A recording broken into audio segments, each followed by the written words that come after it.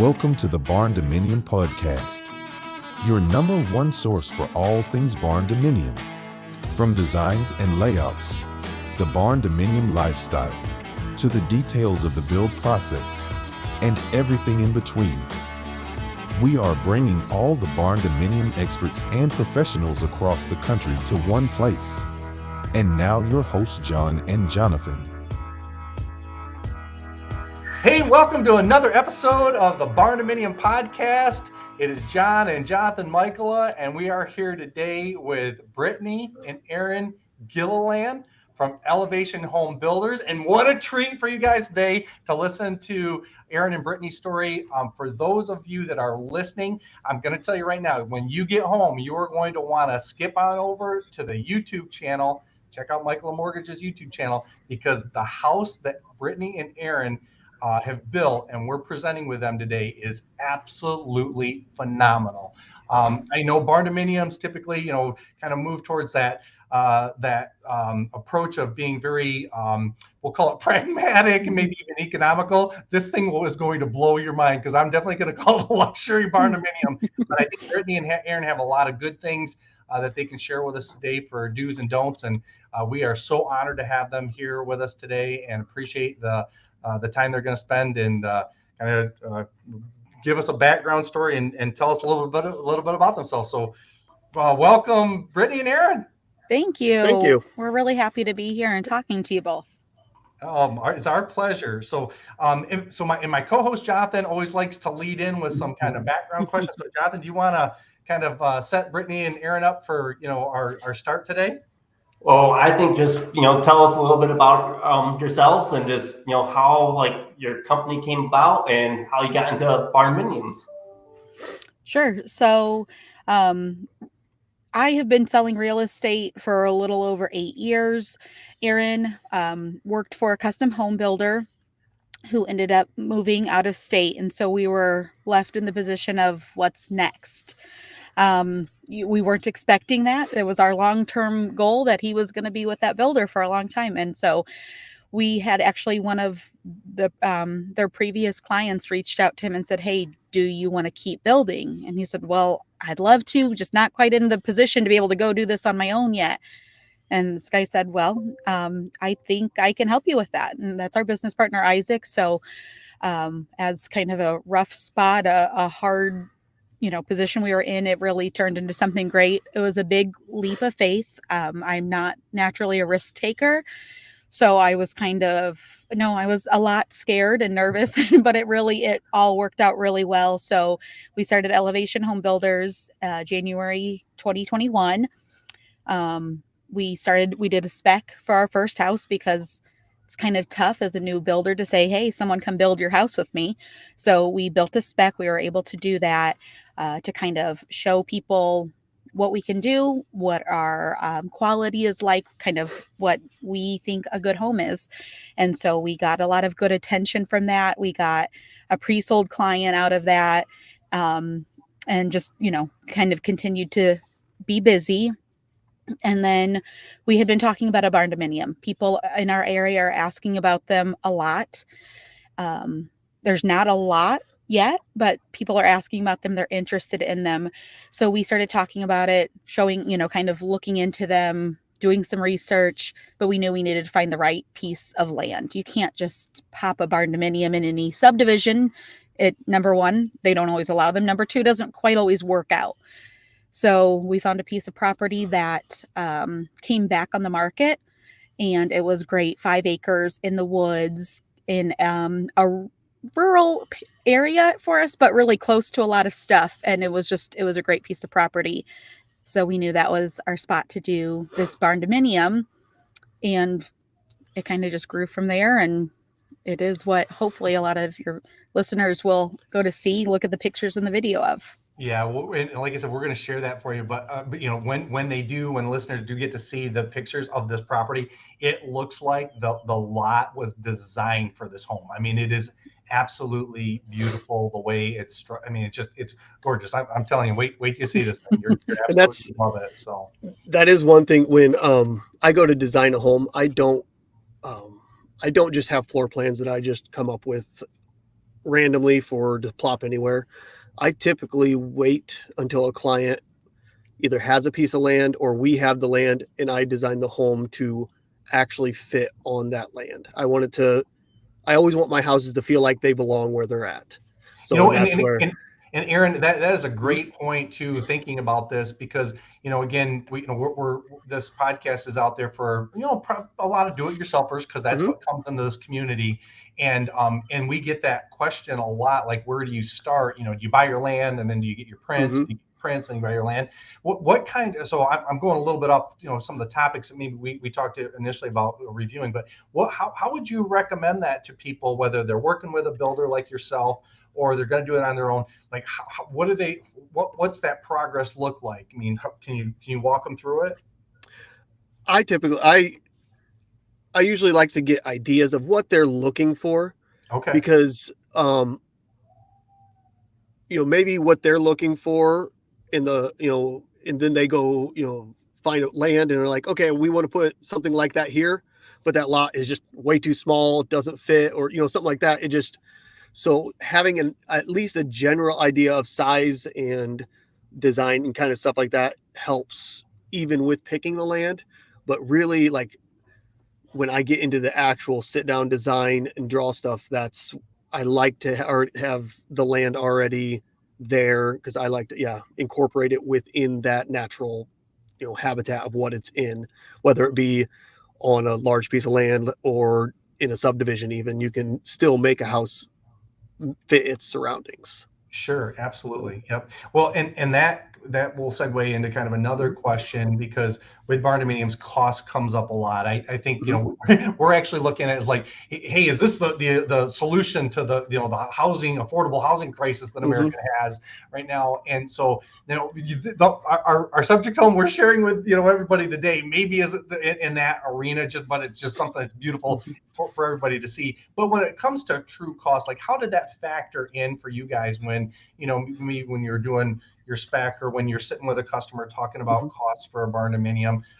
Maybe not necessarily on the house we're sharing today, but in general, how did cost factor into design or selections, that type of thing?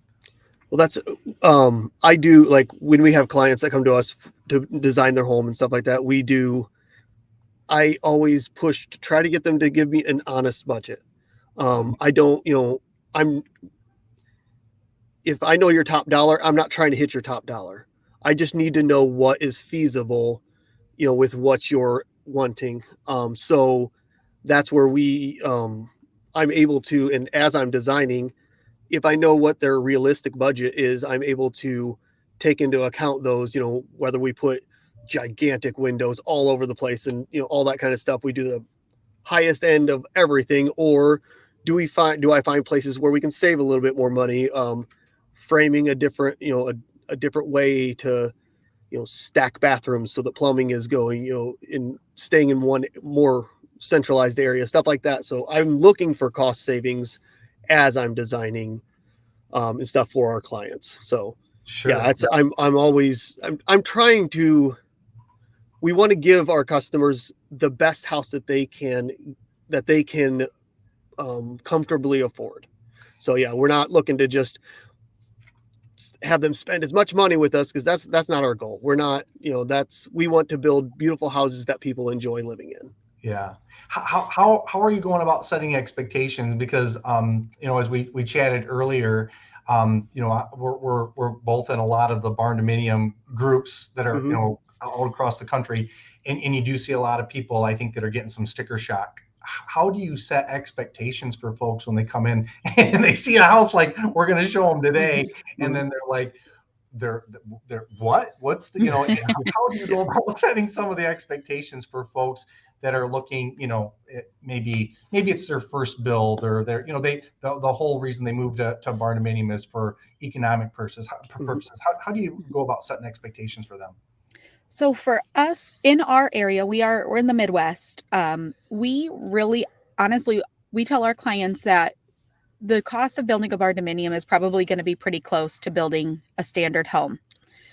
give or take on some different items. But that's where we're estimating. We see a lot of these people maybe out of Texas who say, wow, they're so much cheaper. And where we live, we still have to insulate differently than Texas does. We still have to do things. And again, to where our standards where, maybe not every person is going to build it in some of the ways we insulate and things like that. We do it to a higher standard. So when people come to us and they want to build a barndominium and their biggest thing is we've heard it's cheaper.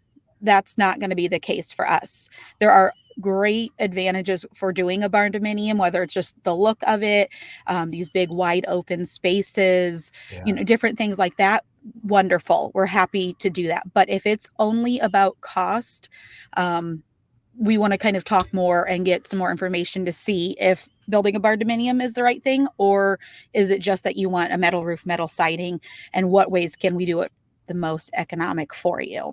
Yeah, that's perfect. That's great. So, okay, so I can't hold back any longer. Okay, we set the anticipation. We built all of this, this hype. So, again, you said Midwest. So everybody that's listening, the home, when you go to see it, this home is in ELKHART, Indiana. I am going to bring it up on our screen. While I'm doing that, Jonathon, do you want to segue a little bit? Because one of the things you and I talked about is this kitchen, right? This award-winning kitchen. So I'm gonna let you segue in that while I'm bringing up the home itself. Okay.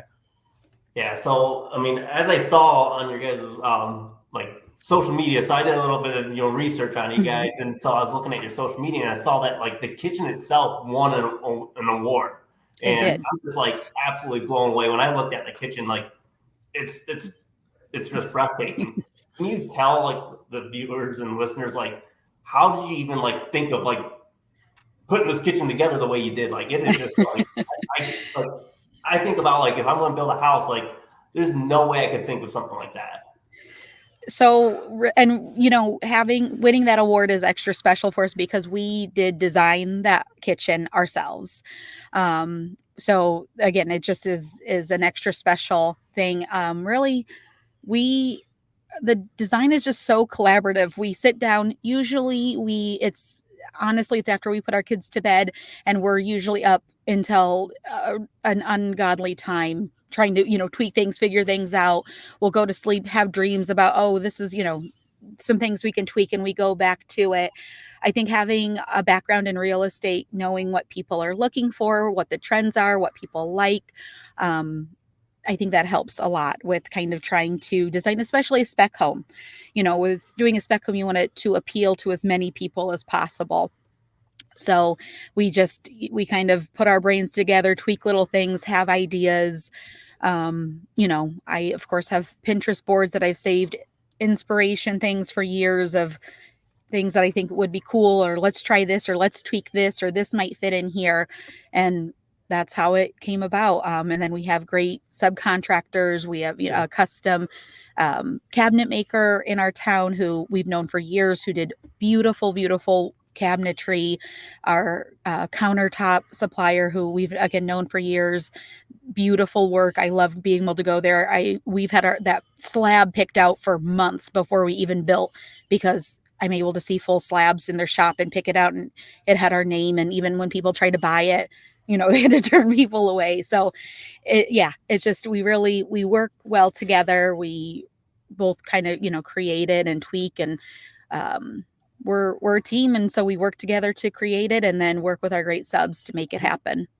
And the kind of the focal point of that kitchen, once, your viewers see this video, is the custom designed range hood. It's range hood facade. So it initially started off, this kitchen initially had two different islands, I guess. It had a sink island and then an eating island. And Brittainy was trying to figure out how to put this kind of a slat wall look onto one of the islands.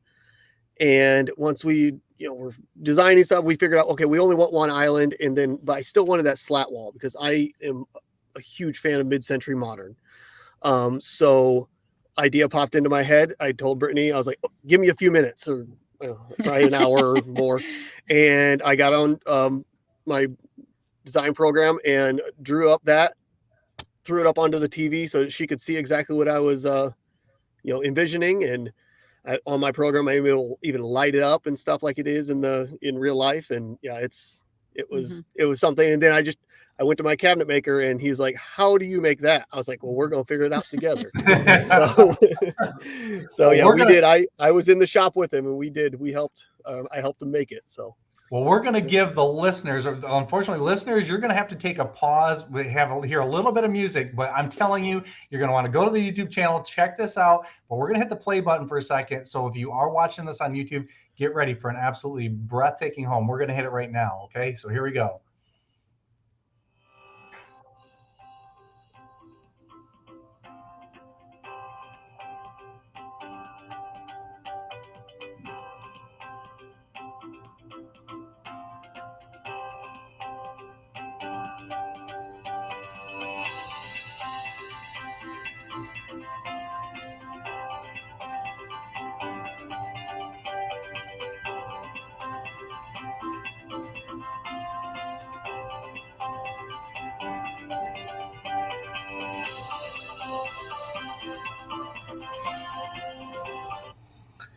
And I'm going to leave it right there to give a little bit of anticipation. If you want to see the rest of the video, then you're going to have to go in the link and go to Aaron and Brittany's website themselves, check it out, or our YouTube channel to see the whole thing, because we want to leave a little bit more anticipation. This house, as you can see, is just absolutely beautiful. So again, it's amazing, you guys. I do have to ask a quick question. That fold out window you had from the kitchen, where did you get that from? Like, where does that come from? That I've never seen that before. We see the garage doors and everything like that, but that was very, because it's very elegant, it's sleek, it doesn't have the cumbersome look of a garage door being in your kitchen. It wouldn't fit for that luxury design you have anyways. Where did that come from? It's beautiful. And really, so the original design was the garage door. And as we're, working through and kind of narrowing down that this home is not rustic, it's not industrial, really, it's more of kind of a sleek, more of a modern. I was like, no, that garage door is just not going to work. I didn't want, the bars and all of that in the room. And so I went back to a Pinterest page that I had one of these, a much smaller one, saved for a long time. And that company is called Active Wall. Okay. And so they do all different kinds of windows, doors, things like that. But this is their gas strut window that is as large as it gets. It's a 5 foot by 8 foot window, gas strut window. It weighs a lot. It does. Very lot. It weighs a lot. And that countertop goes out outside. It's one piece outside. Wow. And then it's a bar overhang out there. Wow, unbelievable. It's phenomenal.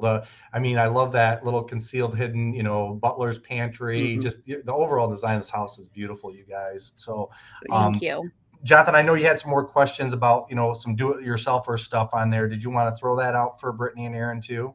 Yeah, real quick before we jump in, just so you know, the kitchen won an award, correct? And the house on the Parade of Homes that won the People's Choice Award too. So this whole thing, that's why if you guys go to YouTube and you watch that little bit of clip, make sure you go and watch the full video, because it is just so stunning. So and the primary bedroom bathroom also won an award. That is. And again, we designed that bathroom ourselves as well. So again, it feels really good when we've done it ourselves to win that award. It's just, again, it's extra special.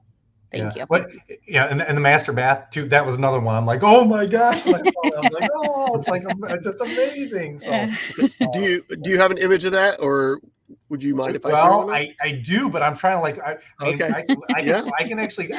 can get it. We'll give them a little teaser again. What we'll do is I'll bring it up in the video, and then we won't play the video. I'll just share the screen so that inside of this they can they can see it real quick. I'll just hit a quick one. Jonathan, while I'm pulling this up, if you got any other questions you want to throw out there for them.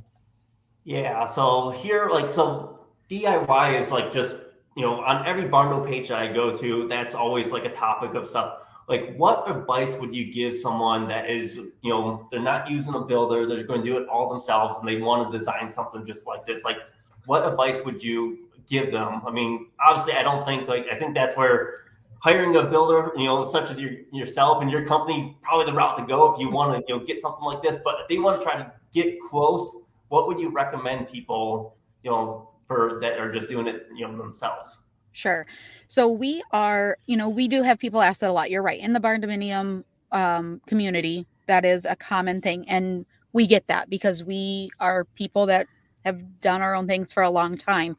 But so we as a company, we say we're full service design build. So we don't tend to, I don't want to say let our customers, but really we handle all of it for a lot of different reasons, but we are full service. So my biggest advice is if you are going to do it yourself, number one, because of my background in lending or in banking and in real estate, I'd say make sure you talk to your lender. Not every lender is going to allow you to do some of these things yourself. They're going to want to see licensed, qualified people do some of these things. So number one, check with your lender. Number two, there are things that it's just worth it to hire out if you don't know how to do it and do it correctly.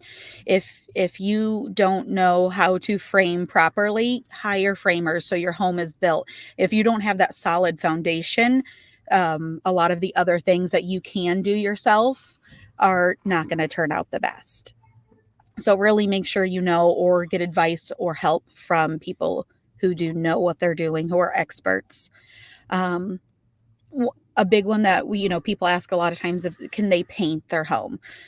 That's one of the biggest things I say you should absolutely hire someone. I didn't realize until I started really helping Aaron in new construction how much painters do in a new construction, because we've all painted rooms and trim and all of that. And it's, it's hard work, but we can do a good job.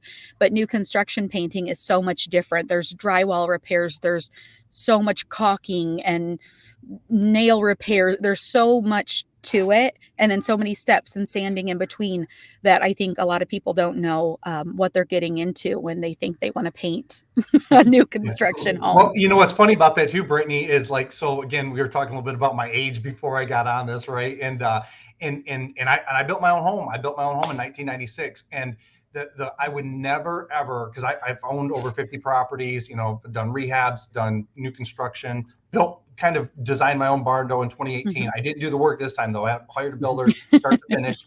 And it's different because, like, to your point on painting, it's funny because you think, oh, that's the easiest thing. I was like, but it's the last thing that everybody is going to see. So maybe somebody thinks it's the easiest, but there's the most, attention to detail. So there Absolutely. is really, I feel like there are different levels that everybody's looking at. And, if to try to replicate something of this quality for an individual, unless you're another builder, that is, it's challenging. And I say that not as at any point of being disrespectful to anybody that wants to do this, because like I said, I did it myself too. Mm-hmm. I also know the challenges that I've seen, and I was a big part of a self-build financing program up here in Michigan that was with a local lumberyard for years. Mm-hmm. And I see the differences that took place.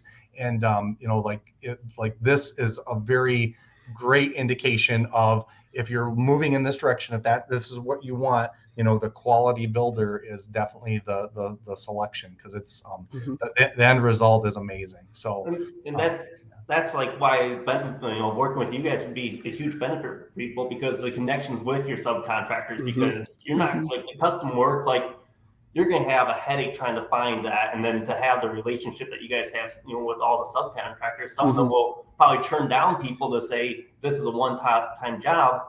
I'm going to charge you double or triple because I don't really have that relationship with you. And this is going to take a lot of my time to do something that, is going to, eat up a lot of my time and, money.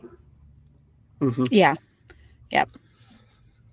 And so, we Our subcontractors, we think of kind of as our first clients. We try to do a really good job at taking care of them and having that great relationship, because it helps us, it helps our clients, and it makes all of our lives easier and the whole build smoother. So yeah, our subcontractors are we've created a really great group, and we just are so proud of them and, so thankful for them. Yeah.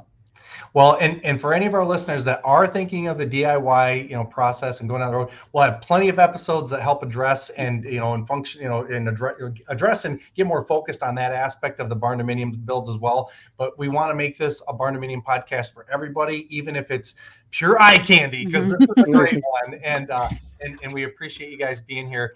We do have a closing question. So you've built this beautiful, beautiful home. What's next for you guys? What happens after this?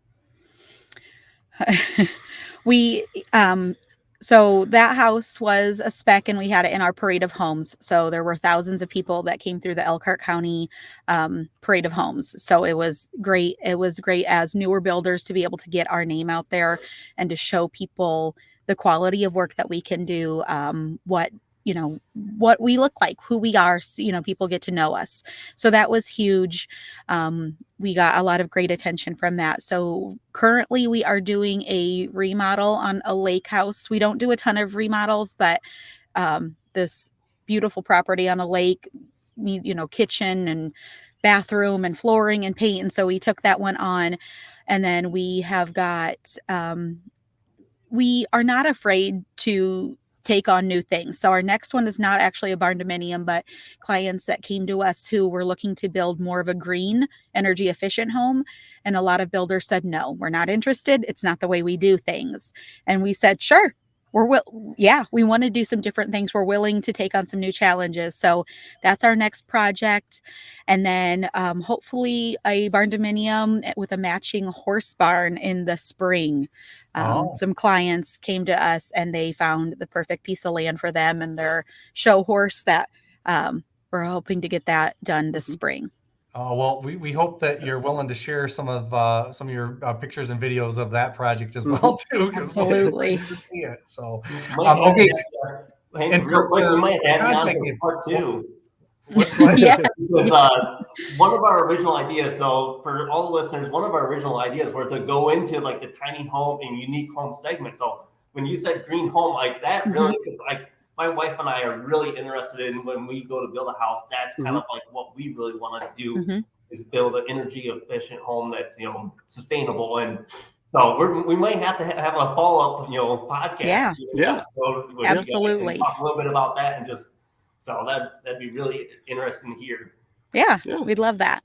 And we'll keep posting on social media, on Facebook, Instagram, stuff like that, where you can, if people want to follow along with that build, we'll definitely have pictures. And that one, again, evidently we like to build in the middle of the woods, because that one's in the middle of 28 acres of woods. So, so we just wanted to, just because something's always been done a certain way, or that doesn't mean it's the best right way for everyone. So we, again, we're not interested in just being the typical builder, just doing the things that, have always been done. We really, that's why we did this barndominium, because it's not a typical barndominium. We wanted to show people you can do a lot of different things in building this way.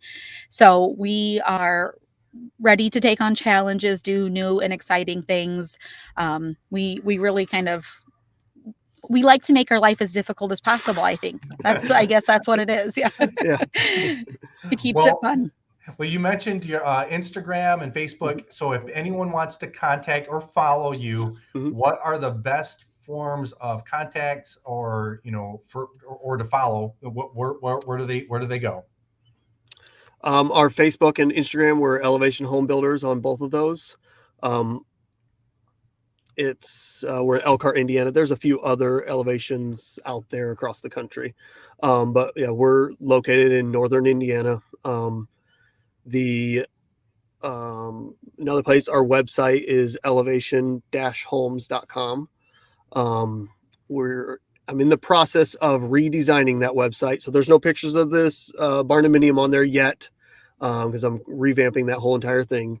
And it'll kind of be focused on that barndominium as a large, part, because we want to show people what you can do with the barndominium.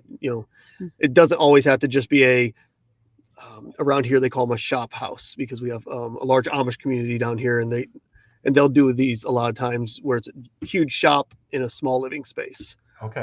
So we wanted to show people you don't always have to do something like that. You can build a luxury home in a barndominium. Mhm. Yeah. Yep. And then what about for like an old dude like me for just old school calling? How about a phone number? Yes. We have our phone number is 574-261-6119. And that is my cell phone. It'll come directly to me. You can shoot us a text message any way any way anyone would like to contact us.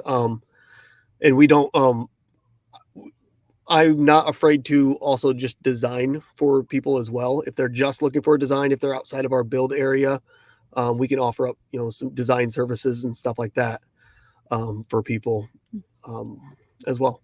Okay. And again, that barndominium was a spec, and it is still for sale. So if anyone in the northern Indiana, southwest Michigan area are listening and are interested in it, you can give me a call or your favorite realtor.